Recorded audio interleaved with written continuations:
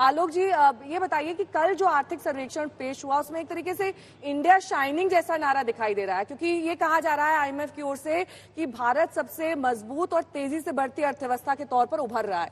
आप इस बात से तारुफ रखते हैं? देखिए, मैं तो पहले ही कह रहा हूं कि पिछले अगर 3 साल का आंकड़ा देखें तो 8.5% से घटकर जीडीपी ग्रोथ रेट 6.1 पर आ गया है।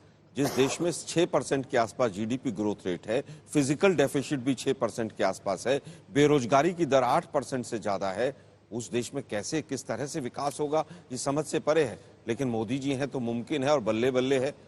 देश के अंदर 9 बजट इन्होंने लगभग पेश किए हैं, 2 इंटरिम मान लीजिए और फुल मानते हुए देश के ऊपर कर्जा 4 गुना हो गया और कह रहे हैं कि साहब बल्ले बल्ले इकोनॉमी चल रही है।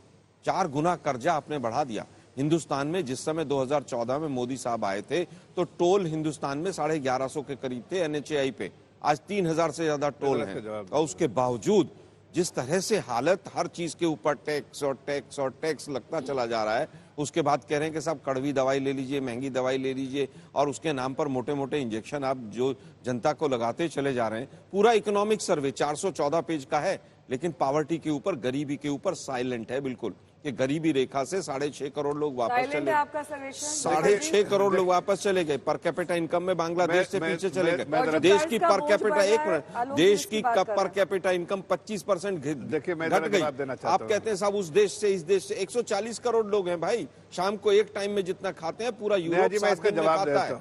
नहीं, पूरा आप बताइए ना, पहली बार हुआ है इकोनॉमिक सर्वे में कि 3.3 से घटकर 3% ग्रोथ रेट एग्रीकल्चर की आई है। जिस एग्रीकल्चर ने आपको कोरोना के टाइम में संभाल कर रखा, उसकी ग्रोथ रेट गिर रही है। पर आप बार बार कह रहे हैं कि सब गवर्नमेंट ऑफ इंडिया का कैपेक्स जो बढ़ता चला जा रहा है। जवाब दे दूं क्या इसका बेहतर है? मैं अंतिम बात कहना चाह रहा हूं, मैं केवल आपके बीच में नहीं बोला था मैं। आप लोगों ने जिस तरह से हलवा बनाया है ना पूरी इकोनॉमी का, आप मुझे केवल ये बताइए कि 5 साल पहले, 4 साल पहले जो बजट आए थे उनका कोई फॉलो अप है?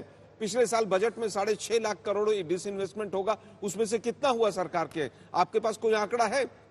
एक छोटी सी चीज बताना चाहता हूं, 3 साल पहले एक आंकड़ा रखा गया कि 5 साल के अंदर एग्रीकल्चर इंफ्रास्ट्रक्चर में मोदी साहब ने दोनों हाथ फैलाकर कहा था 1 लाख करोड़ रुपया भाइयों बहनों मित्रों एग्रीकल्चर में खर्च होगा।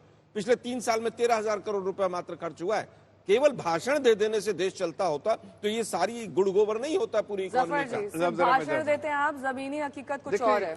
देखिए, जब ये बजट के स्पीच पे और बजट के बारे में बात करते हैं, देश की अर्थव्यवस्था के बारे में बात करते हैं, तो इनको ये भी बताना चाहिए 2014 से जब ये कंपेयर कर रहे हैं कि 2014 में इतना कर्जा था और अभी इतना, साइज ऑफ द इकोनॉमी कितना हो गया।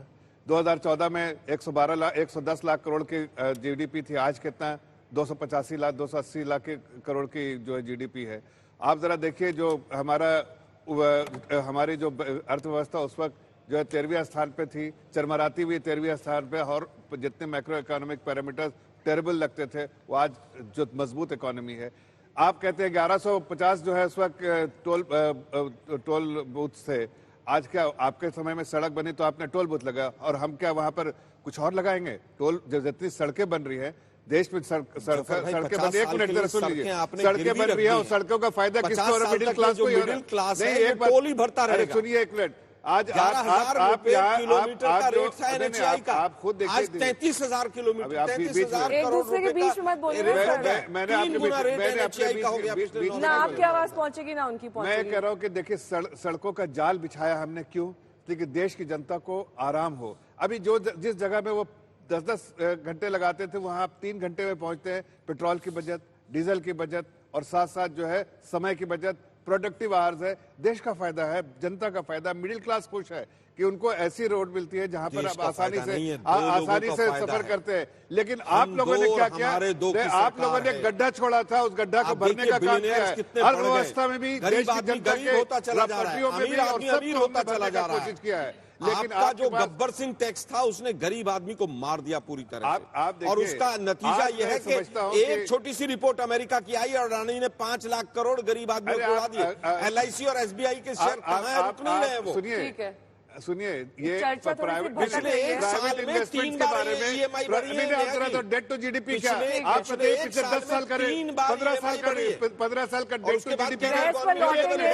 बहस पर लौटेंगे सर, एक मुझे सेकंड बस, छोटे से ब्रेक के लिए रुकना सारे होगा। बैंकों का मैं सिर्फ NPA इतना बढ़ा कह रहा हूँ, दिया। डेट टू जीडीपी क्या रहा है पिछले 15 साल का उठा के घुमाइए देखिए, मत गोल-गोल। परसेंटेज में 40 बताइए। रुपए किलो इसलिए आटा बिक रहा है, इस तरह गरीब की आदमी बातें जो जो आप मजदूर है, करते हैं उससे उसमें पूछिए सच्चाई नहीं कि है, किस तरह से वो लेकिन अपना लोगों पेट को पाल अगर रहे हैं गुमराह अपने करना बच्चों का। चाहते हैं तो अब देश की जनता गुमराह नहीं होने वाली है, इसलिए कि देश की जनता को पता है 12 कि दिन तक अर्थव्यवस्था एडवर्टीजमेंट होगा इस सही बजट पट्टी का। पे और तेजी से दौड़ रही है। दुनिया की सर, सरकार बजट भी में कुछ देखता है। आएगा तब अब एडवर्टाइजमेंट होगा कांग्रेस ना। वाले नहीं, वो जो तो भी पहले कहे, ही प्लान कर लिया, जनता आए तो कि समझ नहीं चुकी आए। है। ठीक है।